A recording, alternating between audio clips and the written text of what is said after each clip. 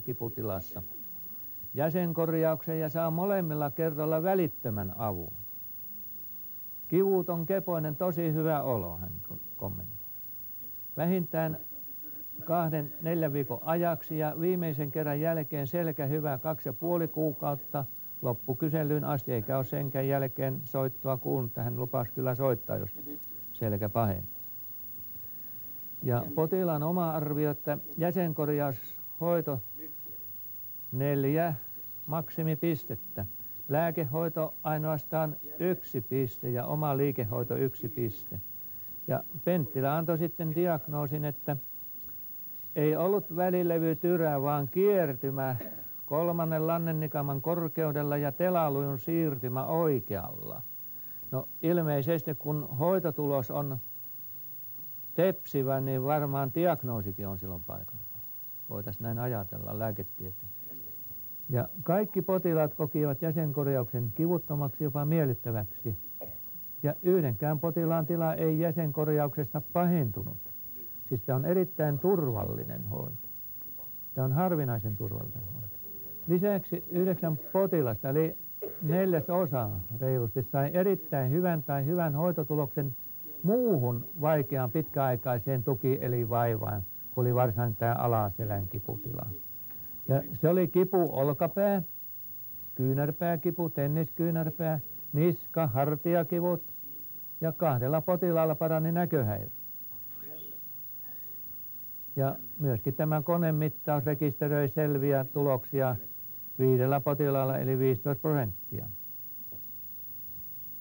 Että kysynpä vaan, että missä klinikassa Suomessa tehdään vastaavia tuloksia. Jos teillä on tiedossa, olkaa hyvä, kertokaa se minulle. Ja näyttää siltä, että tämän tutkimusseurannan perusteella, että tämä jäsenkorjaushoito saattaa olla turvallisin, tehokkain ja jopa taloudellisin hoitomuoto tukielinperäisissä sairauksissa ja vaivoissa, mitä tulee näihin konservatiivisiin hoitoihin. Ja siksi menetelmä kokonaisuudessaan olisi saatettava kiireellisesti yksityiskohtaisen yliopistollisen tutkimuksen aiheeksi, koska maassamme on yli 1 miljoona tukielinvaivoista kärsivää ihmistä jo koululaisista alkaen. Että toivottavasti tieto menee eteenpäin päättäjäportaaseen ja sitä meidän täytyy yrittää tämän kalevalaisen juhlavuoden kunniaksi. Ja me olemme tänään tässä Valto Räsäsen esittelemänä niin nähneet melkoisia haasteita, joissa hyvin vaikeissa tilanteessa olevat potilaat ovat hyötyneet meidän oman suomalaisen kansanparannusperinteen pohjalta tapahtuvassa hoidossa.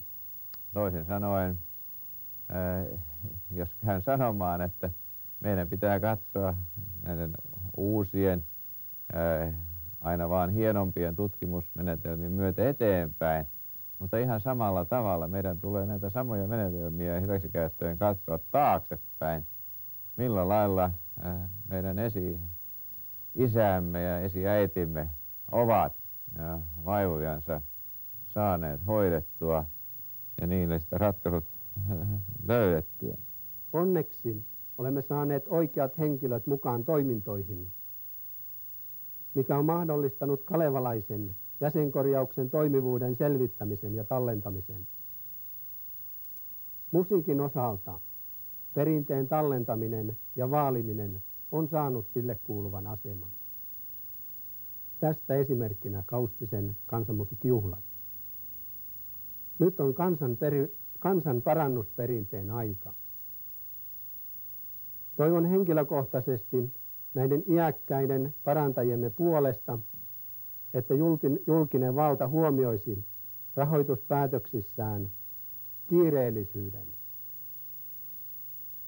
Ei ole aikaa hukattavana hetkiäkään. Rahoitusta tarvitaan osaamisen tallentamiseen ja tietojen siirtämiseen koululääketieteen käyttöön.